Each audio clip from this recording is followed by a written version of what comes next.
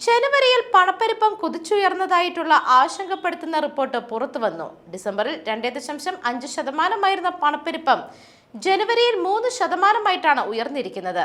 ഇത് കഴിഞ്ഞ 10 മാസത്തെ ഏറ്റവും ഉയർന്ന നിരക്കാണ്.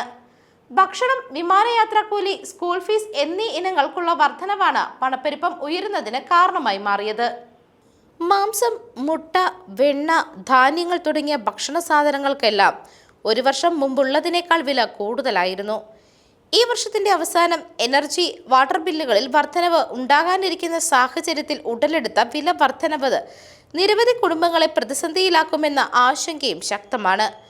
പണപ്പെരുപ്പ നിരക്ക് വർദ്ധിക്കുന്നത് യുകെയിലെ സമ്പദ് വ്യവസ്ഥയിൽ ദൂരവ്യാപകമായ പ്രത്യാഘാതങ്ങൾ ഉണ്ടാക്കുമെന്ന ആശങ്കയും ശക്തമാണ്.